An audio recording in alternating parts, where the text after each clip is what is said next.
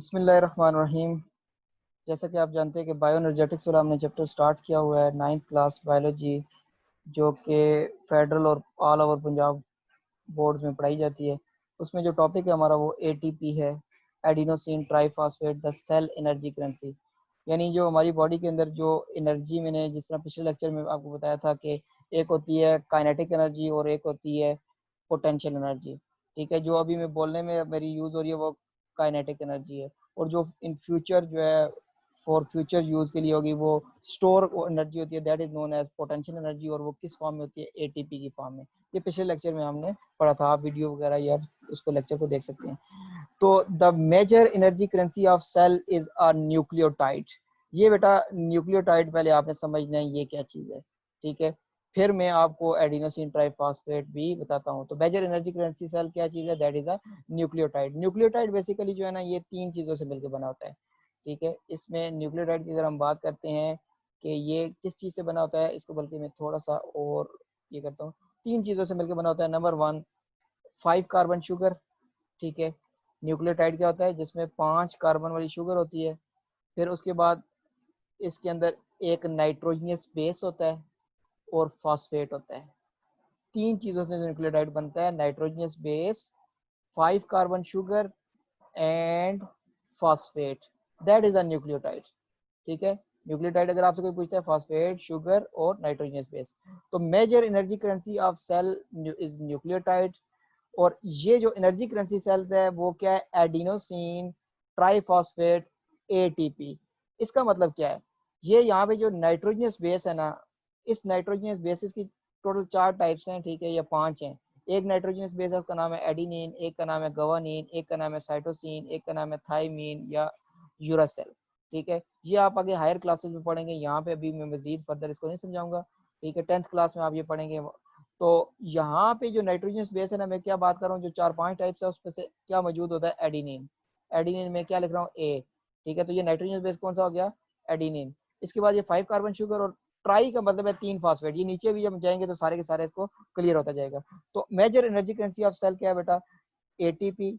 ATP जो है ना, ये न्यूक्लियोटाइड होता है बेसिकली। न्यूक्लियोटाइड कितनी चीज़ों से बना है? फॉस्फेट, शुगर और नाइट्रोजनस बेस। और नाइट्रोजनस बेस इसमें कौन सा है? एडिनिन। इसको हम क्या कहेंगे? एडिनोसिन। और अगर एक फॉस्फेट है तो मोनो, और अगर 2 होंगे तो डाई, और 3 होंगे तो ट्राई। ये आगे भी हम देखते हैं। अब ये कह रहा है it is the main energy source for the majority of cellular function. For example, synthesis of macromolecule, DNA RNA के अंदर ये उसकी जो भी है सिंथेसिस के अंदर ये यूज हो रहा है, मूवमेंट के अंदर ये यूज हो रहा है, ट्रांसमिशन ऑफ नर्व इम्पल्सेस के अंदर ये यूज हो रहा है, एक्टिव ट्रांसपोर्ट, एक्सोसाइटोसिस, एंडोसाइटोसिस, ठीक है।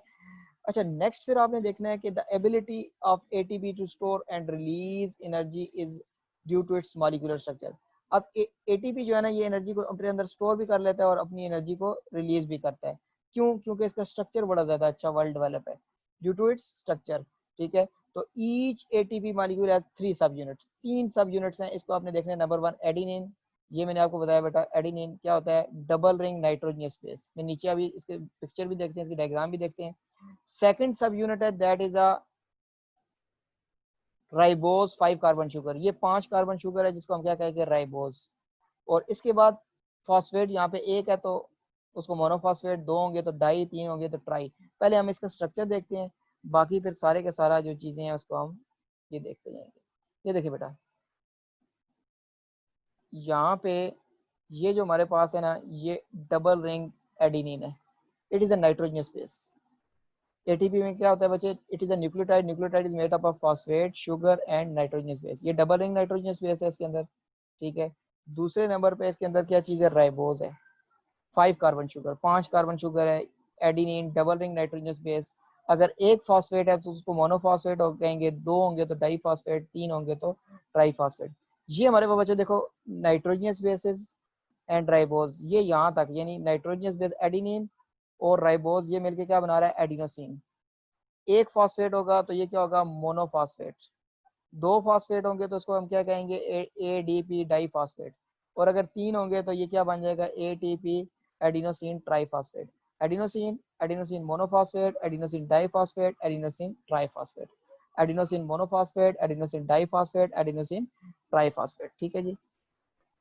अच्छा, अब इसके वापस हम ऊपर आएंगे और इसकी सारी की सारी जो डायग्राम्स हैं, वो जो लिखा हुआ है और फिर नीचे जो स्ट्रक्चर है, इसको हम जल्दी से रीड आउट करके और समझ के इसको जल्दी से एंड कर देते हैं।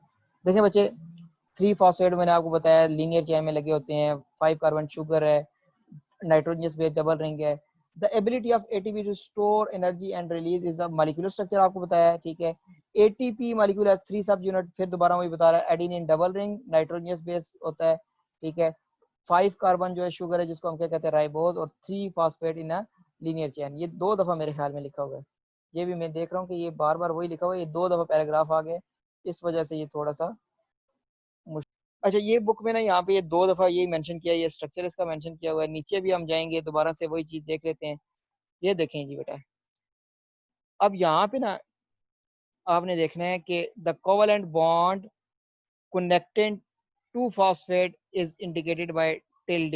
ये टिल्ड या टिल्ड भी कहते हैं इसको। 2 फॉस्फेट के दरमियान में ना एक जो हमारे पास स्ट्रक्चर सा होता है, उसको हम क्या कहते हैं, यूं करके, जिस तरह अलिफ मद आ के ऊपर नहीं होता, ठीक है, ये डबल, ये टिल्डी सा होता है, ये यूं, ये थोड़ा सा बन गया, लेकिन ये यूं करके ना, तो इसको हम ये ठीक है, ये टिल्डी सा, ठीक है।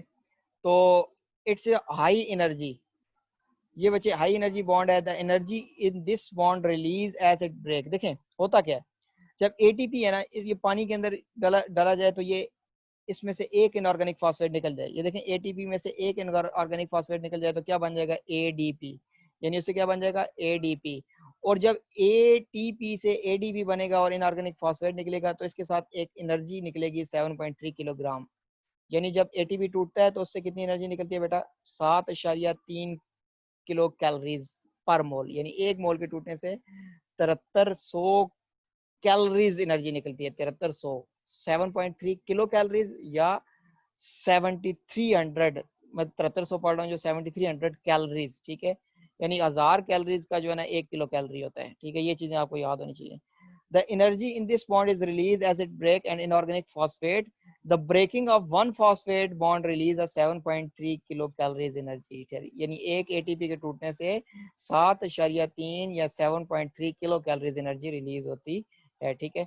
सेकंड नंबर पे क्या कह रहा है, फिर ये अभी आपने आगे देखना है, इसको हम क्लियर करते हैं और नीचे लेके जाते हैं।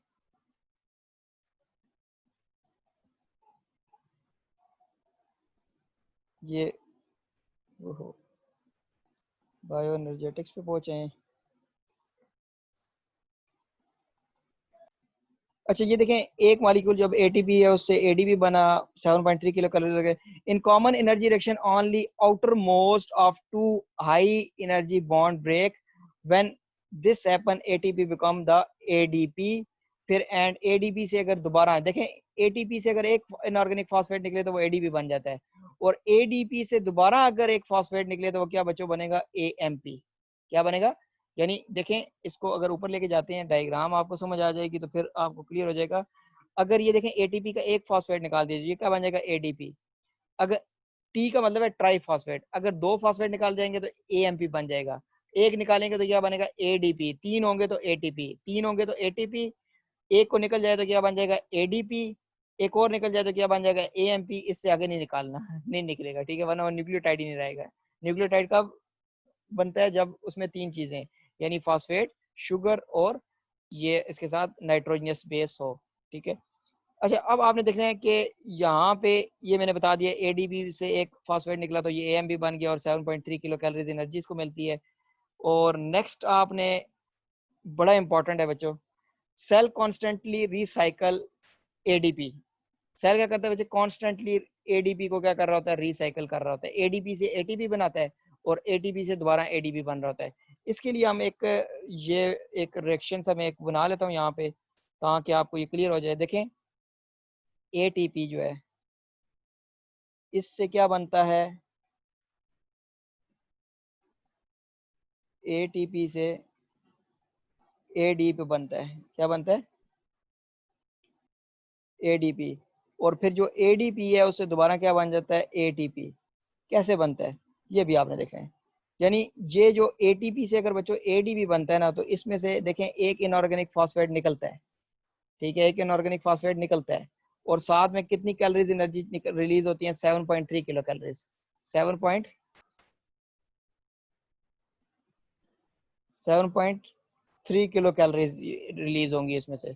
और जब एडीपी है ना, यहाँ से ये रिलीज हो रहा है, यानी ये जो इनऑर्गेनिक फॉस्फेट है ये बाहर आ रहा है, ठीक है, बाहर निकल रहा है, और 7.3 किलो कैलोरीज एनर्जी भी जो है ना इसमें से रिलीज हो रही है। और जब एडीपी से एटीपी बनता है तो ये इनऑर्गेनिक फॉस्फेट इसको चाहिए, और कितनी एनर्जी चाहिए, 7.3 किलो कैलोरी एनर्जी, यानी फॉस्फेट यहाँ पे इसको चाहिए होगा बेटा, और जो 7.3 किलो कैलोरीज एनर्जी है वो भी इसमें चाहिए होगी, ठीक है। तो यहाँ पे क्या लिखा हुआ, cell constantly recycle ADP by combining phosphate and form ATP, यानी सेल जो है वो एडीपी से फॉस्फेट मिला के क्या बना रहा है, ATP. The synthesis of ATP from ADP require a pi, यानी एडीपी से जो एटीपी बनता है तो उसमें क्या चीज चाहिए, पीआई चाहिए, एक इनऑर्गेनिक फॉस्फेट चाहिए। और कितनी एनर्जी चाहिए, 7.3 किलो कैलोरीज एनर्जी, ठीक है बच्चों। This energy is obtained from the oxidation of food stuff, यानी जो 7.3 किलो कैलोरी एनर्जी है बेटा, और से सुनना है, यानी जो 7.3 किलो कैलोरी एनर्जी जो है ये एटीपी के लिए इस्तेमाल होती है, या एटीपी को बनाने में यूज होती है एडीपी से। दोबारा इसको देख लेना, ये मैं इस साइड पे अच्छा करके लिख देता हूँ ताकि आपको ये क्लियर हो जाए। एडीपी बचे, जो एडीपी है उससे क्या बन रहा है, एटीपी, और से सुनना है, एडीपी से क्या बन रहा है, एटीपी। अब ये जो एटीपी है जो एडीपी से बन रहा है, इसको बनने के लिए एनर्जी चाहिए, कितनी एनर्जी चाहिए, 7.3 kilo calories, 7.3 kilo calories energy चाहिए। और क्या चाहिए इसको बचे, इनऑर्गेनिक फॉस्फेट चाहिए। अब ये जो एनर्जी है 7.3 किलो कैलोरीज एनर्जी, ये कहाँ से आ रही है, ये फूड स्टफ से, यानी जो फूड हम खाते हैं उससे आएगी। तो यहाँ पे ये लिखा हुआ है, this energy is obtained from the oxidation of food stuff, so we can summarise ATP is generated by energy releasing process, यानी जो एटीपी है वो कब जनरेट होगा, जब एनर्जी रिलीज होगी। और एनर्जी कहाँ से रिलीज हो रही है, जो हमारे फूड से रिलीज होती है, यानी एटीपी जब फूड से जो एनर्जी रिलीज होती है उससे क्या बनता है, एटीपी। इनऑर्गेनिक एडीपी से एटीपी कब बनेगा, जब एनर्जी उसको, वैसे तो इसको एटीपी बनने के लिए एनर्जी चाहिए, लेकिन हमारी बॉडी के अंदर एनर्जी रिलीज हो रही है जो फूड से, उससे एटीपी बन रहा है। यानी जो हम फूड खाते हैं, फूड से जो 7.3 किलो कैलोरीज एनर्जी अगर निकलती है तो वो एडीपी के एक मॉलिक्यूल को किस में कन्वर्ट कर देते हैं, एटीपी में। तो so we can summarise ATP is generated by energy releasing process and is broken down by energy consuming process. जब आपको बच्चे देखें, जब आपने किसी एनर्जी आपको चाहिए तो आपकी बॉडी के अंदर एटीपी क्या होगी, टूटेगी, एडीपी बन जाएगी, और वो एनर्जी क्या होगी, कंज्यूम होगी, यानी 7.3। हालांकि देखा जाए क्या हो रहा है, एटीपी से एडीपी जब बनता है तो एनर्जी रिलीज हो रही है, ठीक है, एनर्जी क्या हो रही है, रिलीज हो रही है, लेकिन ये एनर्जी रिलीज होकर बॉडी में जाया तो नहीं होनी, इसने कंज्यूम होना है। तो इसलिए हम क्या कहेंगे, ATP is generated by energy releasing process, और वो एनर्जी कहाँ से आ रही है, फूड स्टफ से। एंड एटीपी या ADP is generated by energy, ATP से जो एडीपी बनता है वो बेसिकली एनर्जी कंज्यूमिंग प्रोसेस बनता है। जब एनर्जी हमें चाहिए होती है तो एटीपी टूटेगा और एडीपी बनेगा। तो उम्मीद है ये आपको समझ आ गया होगा। इंशाल्लाह आगे भी मजीद हम नेक्स्ट सारी के सारा जो है ये चैप्टर, इसकी वीडियोस भी अपलोड करते रहेंगे। आप सब बच्चों ने इसी तरह इसको देखते रहना है। ओके जी, नेक्स्ट वीडियो में मिलते हैं। बल्कि ये आप देख लें, because ATP play a central role as energy currency in all organism, it must be appear in early history of life. यानी जो एटीपी है ये अर्ली हिस्ट्री से चली आ रही है, क्योंकि ये एनर्जी करेंसी ऑफ लाइफ, या एनर्जी करेंसी लाइफ की एक एनर्जी करेंसी है, ठीक है। जिस तरह आपको पैसे चाहिए पाकिस्तान के अंदर या जो भी हमारे मुल्क हैं, ठीक है, किसी चीज़ का एक्सचेंज जब करते हैं, पहले लोग चीज़ों का एक्सचेंज करते थे। कोई लोग चावल जो है ना दे के गंदम ले लेते, गंदम दे के वो चावल ले लेते थे, फिर नोट आ गए, करेंसी आ गई, अब आप करेंसी के थ्रू एक्सचेंज करते हैं, ठीक है। तो यहाँ तक था हमारा, इंशाल्लाह मिलते हैं नेक्स्ट वीडियो के साथ, तब तक के लिए।